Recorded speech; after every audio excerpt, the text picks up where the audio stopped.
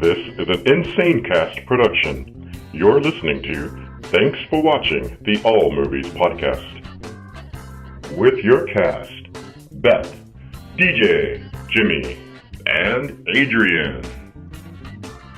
And now, thanks for watching. All right, welcome to our third podcast for Thanks for Watching. Let's get the basics out of the way. You want to deliver a phone number? Sure, a little housekeeping first and foremost. Thanks for watching. You can contact us at 512-PODCAST, or for those who aren't so familiar with the alphanumeric system on your phone, 512-763-2278.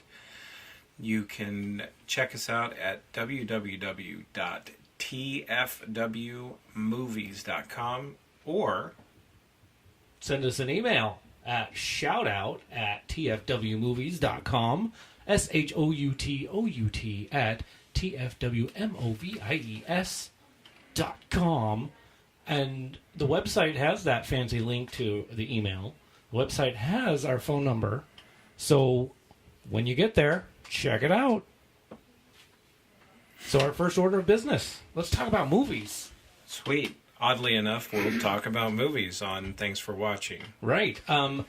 Our first movie we're going to chat about is the one that big blockbuster, and it was absolutely insane at the movie theaters this weekend.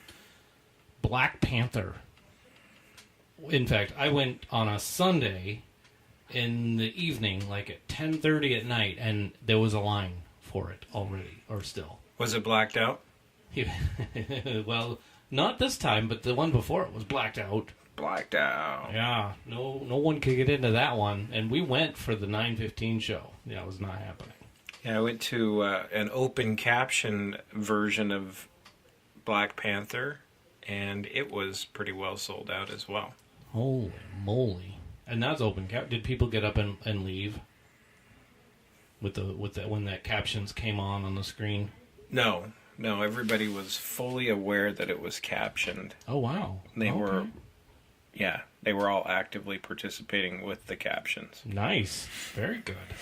Well, that's always nice to hear, because I mean, in the past I've gone to open caption movies and the screen shows the captions, and all of a sudden people get up and leave in a huff. I didn't know it was captioned. Yeah, for those, just little foundation here, the open caption movies is like when you're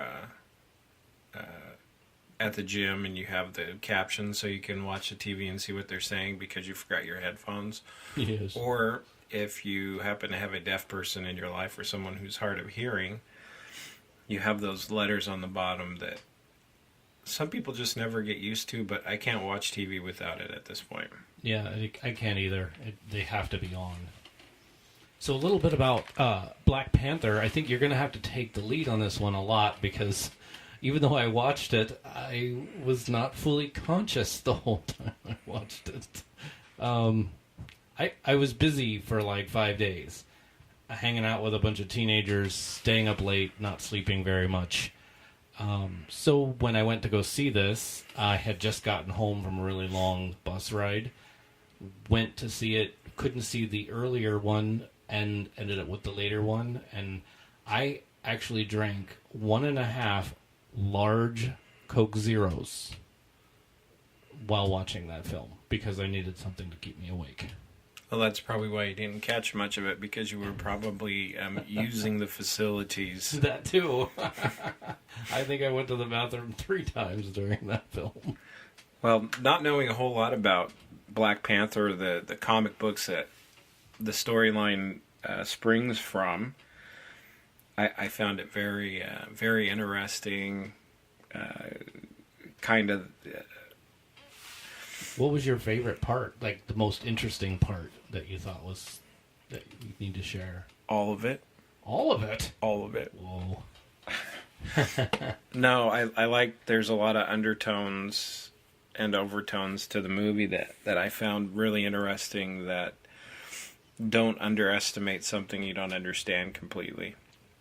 Right. For example, the world was under the impression that Wakanda was this just like farmers and goat herders and stuff, and they were completely wrong. Yeah, well, they sure made it look like they were farmers and goat herders, that's for sure. That's right, but they had the technology to hide from the world in plain sight. Yeah, that's something Tony Stark would like to get his hands on, I'm sure.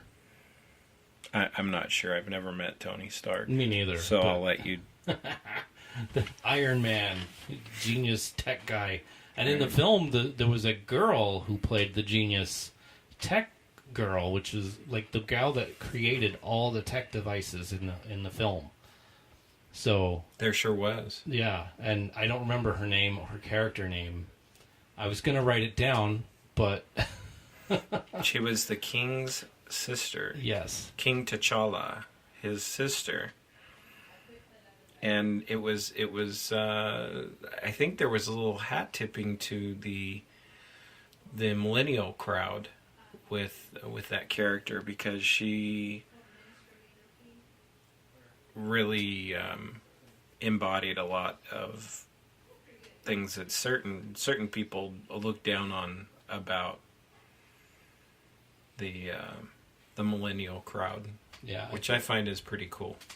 Oh, I don't have my glasses on. Dang it. Cherie, I think was her name.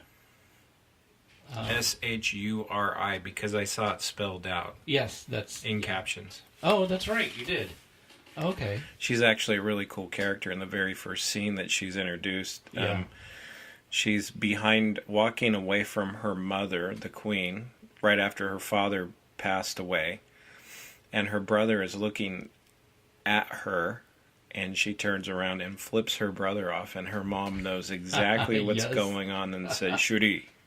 That's right. And she goes, I'm going now. It was really cool. That was cool. Thanks for jogging that memory, because I do remember that. Yeah. And I do remember the at least one of the puns. There were a couple of puns in there, I do remember, but I really... And this is kind of a spoiler if you haven't seen it. And it's not going in the spoiler side, because it's not that big of a spoiler. But, so she introduces these fancy shoes to her brother, who is Black Panther, and they go on his feet, and they kind of wrap around his feet automatically, and they're noise reducing. They make zero noise. Oh, zero noise. They make zero noise. So he starts doing a little tap with them on, and there's no noise, and he says, well, what do you call these? And she goes, well, I call them sneakers. I love it. That's DJ laughing. It is. I didn't find it quite that entertaining, but Sneakers.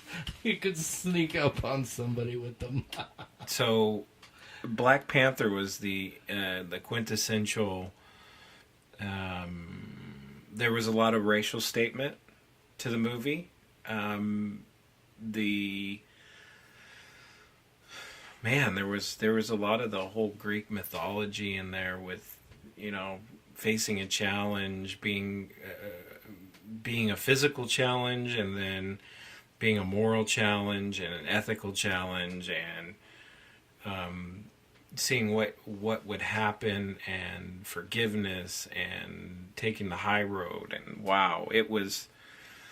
If you have not seen it, first, shame on you.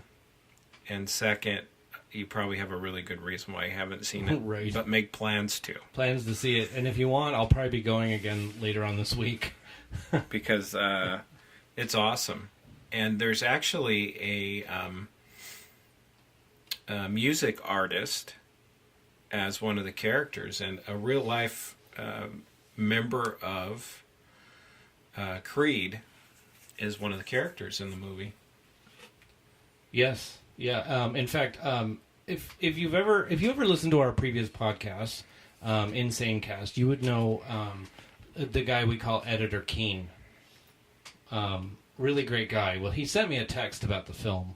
He wanted me to know something a little bit about them. It's really hilarious. Here we go. He says, there are two white actors in the Black Panther, but There are actually 3. One of them is Stan Lee himself, and that's not a spoiler because y'all know he goes into the films.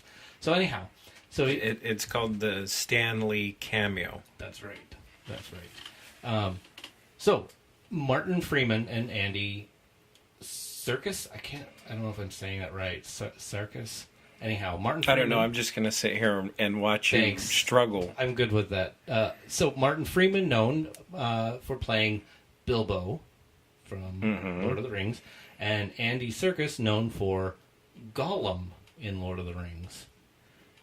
Pretty interesting there. So, but he says, and he ends with, "They are the token white guys." Yeah, it was interesting because NPR had a similar take on the white guys in the movie. Really? The interviewer was asking the director of Black Panther, and he says, typically in these movies, the black characters are like very two-dimensional. The story rarely is about them. It isn't around their life. And the director goes, "Oh no, they're not two-dimensional at all. It's just the story is not about them." Yeah. So it was very apparent that they were there in a role, and I like that it flipped the script for that. And all too often, I think we need to be reminded of that. And it was pretty apropos for our current political very much and social situation. Yeah. So. I really that's one of the things I liked. I was reading some reviews and if you're listening to this, I don't do reviews. I don't like reviews.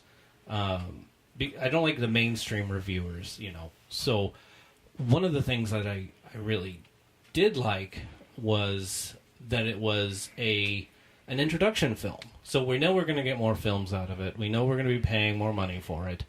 But it was an introduction. So there wasn't like a whole lot of action that I remember. There was plenty of action. There? Oh my gosh. Okay. There was tons of action. I thought the suit was really cool with the energy, the kinetic energy build up. So he hits the suit and it builds this energy, and he hits it again, but it like shoots back at him. I'm going to do a little clarifying because DJ's making a lot of assumptions in his language. The first he would be anybody who strikes Black Panther's suit fills it with kinetic energy. And once that builds up in Black Panther's suit, whatever the next action is, all that energy is stored up and transfers to the next thing that Black Panther hits or stomps on or what have you. And the scene I was discussing was actually when he first met the suit. So he hits the suit and then he kicks it. He does a big kick, and the girl and his sister's like, "Don't hit it so hard, you're gonna break it." But she was really being mischievous. She knew what was gonna happen next, and that got him. But after that, there's this neat little scene where he uses that energy to flip a car, and we all saw that car flip scene in the trailer.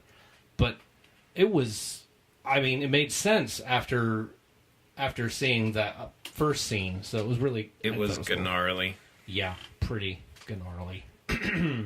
Now, I can't wait for films to come off of this. I'm not usually one who... I can't wait for the second and the third and the fourth. And after Rocky 2, I was done with Rocky. And that was a stretch for me. But this, I'm actually looking forward to, because there is a scene at the end, and I'm not going to tell you what it is. No. But if you look through the characters in the last 2 minutes, you will see clues to at least 3 other movies that are coming. Yeah. Oh, yeah. It's awesome. It is pretty cool, I think. But yeah, this was a character building show, is really what it was, and that's what I went into it thinking. it's just going to be all about the characters and developing what they're going to be like in the next film, where they actually have to defeat someone. I was quite disappointed that I didn't see the Black Panther in the suit as often. You know, it seemed like it was more T'Challa than Black Panther. I don't know. Can you confirm that or? No, I think it was at least 50-50. Then it should have been 75-25. I don't know why I hit myself on the. Yeah, it was. I think it was pretty evenly split. Yeah, because I wanted to see more of the Black Panther. I want to see more of what he can do. I want to see more of his tech gadgets. That's what I like. You know, the story was the story. It was a good story, but I want to see stuff. And maybe it wasn't a good story. Maybe I have to go see it again. I think that DJ needs to be encouraged to shame on you for going and not paying attention, but Yikes. to go see it again. I'm going to go and see it at least one more time. I enjoyed it that much, and I'm not a repeater. Typically, I don't repeat movies because I don't know. Just because. Just because. Well, Black Panther. Yeah. At least 2 thumbs up, and if I had a third hand, there would be 3 thumbs up. Oh, cool. Oh, I like hearing that. I'll give you my thumbs up or whatever it is. We used to use straitjackets. Do you remember when we did that? I sure do. We won't use straitjackets for this one. Not this time. Or not yet. Unless you write to us or give us a call. You know, we'll do it. So, but anyway, okay. I digress. Hey, a challenge. This would be fun. Oh, by the way, you'll notice that there's only 2 of us speaking today. Give me a second. He's feeling a little verklempt. And he was trying to talk and swallow spit at the same time. Oh my goodness. Not a good combination. Sorry, y'all, that you had to hear that. So our challenge this week is to change a feel-good movie title to sound like a disaster movie. Yes. So we'll give you a couple of hints, but we want you to call in, text us, email us. Yeah. Just talk to us. We're lonely. Totally. Yeah, let us know. At 512-podcast. That's 512-763-2278. Yeah, I forgot to tell everybody they can Or text. you text at that number or call. I mean, either one. this is the 21st century, yo. Or you can email us at Shout out at thanks for watching. Oh, shoot. I just expanded the whole darn thing. You did. Shout out at tfwmovies.com. That's SHOUTOUT at TFWMOVIES.com. All right. Disaster movies. Let's see. A couple examples. Trapped Will Hunting. Ha ha ha ha. Or Princess Mudslide. Inconceivable. I'm glad you got that. Right. Phew. What else? We were talking about some other ones. What were they? Right. Something about the 12. The 12 Dark Horsemen. I don't know. No, it was 12 strong. So we decided 12 tornadoes. Yeah. I don't. 12 names of tornadoes. There. Oh dear. And then Darkest Hour. Oh yeah, Do you yeah. remember that one? Darkest. No, I don't remember that one. Darkest Mushroom Cloud. Oh yeah. Oh, that was good. That was good. Yeah. So, give us some. Let us know. And then we talked about Shape of Water Spout. Ooh, yeah. Because that's a disaster. Water spouts That is is. not going to be good. No, they're not.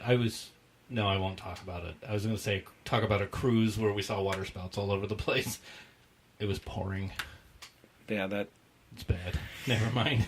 probably not good for Jackie Harris to hear that because she doesn't like cruises anyway. She's never been on one. And she's like, why would I go out on a boat where I could die when I could just be on the land? You could die on the land. Come on, they've got earthquakes. Yeah, we've had a couple of those. I'm waiting for another San Andreas movie Yeah, it's coming. because that Mexico's been like a hotbed. Right, and they're really close. Yeah. Dang. So we'd have some from Beth and Adrian, but they can't be with us today. But they don't worry, they're still with us on the planet. Our thoughts and prayers, our hearts are with Beth as she's with family in the time she needs to be with family. Absolutely. And Adrian, we would have had him on live right now, but he forgot some of his recording devices, so that's one of his vices. Anyway, so but we will hear from him a little bit later. We'll hear his take on the Black Panther, and we'll hear his take on another film that we're going to talk about, Early Man. So that's during our animation thing. Let's go up a little bit. I want to talk a little bit about the Netflix films really quick. Sweet. Yeah. Scroll the other way. We're looking at notes. I like to have notes and stuff. So really, I wanted to tell you this last week, but I totally skipped over it, and I don't know how we did that. Probably the same way we just did it now. But The Travelers. See, now I look at Netflix television shows as though they are movies, because technically you could binge watch a whole bunch of them and you got your movie. And I have. And I have too. So, but the Travelers, I want to say, is actually a really great one where you have these people from the future, and I've never actually seen, they've never shown the future people at all, I don't think. But they transfer their excuse me while I figure out how to speak, their consciousness to somebody in the 21st century. So the way that it works, the mechanics of this is that you, as you watch, you realize that a big piece of The Travelers is having a historically accurate account of what is going to transpire, because at the moment that a person in the 21st century passes away, a minute before, a traveler from the future who has been assigned their consciousness will inhabit the body of the 21st century person, and they can go on with missions, and they each have a role. I believe there's 4 general roles that they have. There's historian, there's medic, there's kind of a general like manager type, a logistics person, and then there's a militant, like a fighter in the group. Yeah. So which is, and they go on their missions, and sometimes they stray off the missions, sometimes they stay on the mission. It just really depends. They're not supposed to improvise off of the mission or stray, but you know, it wouldn't be a show if they didn't have that conflict. So, Travelers, I recommend it. Take a look, binge watch it. That's a great. I can't wait for the next season to come out. Me neither. And then Shannara Chronicles. There are some people like Josh, who did the opening of our show. He read the Shannara Chronicle books back in the day. And then just 2 years ago, MTV took on the task of creating this television show based on the book. And they even have the writer on set making sure everything went according to plan. Now, according to Josh, it's crap. You know, don't watch it. But see, according to me, I watched it and thought it was awesome because I didn't read the books. And I think everybody knows if you read the books, you're going to be disappointed in the film or TV show, whatever it is. Right. And I haven't watched Shannara Chronicles at all yet. And it's really set in a time way ahead in the future when there are humans, but then there are elves and ogres and all those other things. And you can still see like pieces of the past, which is the present, all over the place. And they have to go on adventures. these evil things come to destroy a sacred tree, and it's like the whole season is the traveling or the quest to get a specific item that will defeat the evil. And once they get that item, they have to take it back to this tree. And then that was the first season. And then the second season is this guy that was saved by someone else now becomes evil and wants to destroy all magic. And it was pretty cool. I liked it. I thought it was fun. Josh didn't like it. If you haven't read it, don't watch it. I mean, no, if you haven't read the book, watch it. And if you have read it, just... watch cautiously. Yeah, watch cautiously. So, all right. Moving on to animation. But we pretty much already hit that, so we'll just refer back to Early Man, a movie about footy, or football in the rest of the world except for the United States. Right, exactly. So it's basically soccer. What happens is a group of cavemen, really kind of idiotic cavemen, had their own valley, doing their thing, hunting rabbits, all that stuff. You saw that in the trailer. Not really much there going on. But then these people in the Bronze Age, they're really sophisticated and high up there, whatever. They come in and take over the land. So now these Aboriginal. No, Aboriginal. Maybe I shouldn't even be calling them Aboriginal, but these cavemen, don't have a home, and they need to go get their home back. And this guy finds out, hey, these Bronze Age people play soccer, and that's their big thing. So they make a deal. Hey, how about all of us cavemen against your soccer team, and we get our land back if we beat you, and if not, we have to be in the mines getting more the ore, whatever it is, which is hilarious.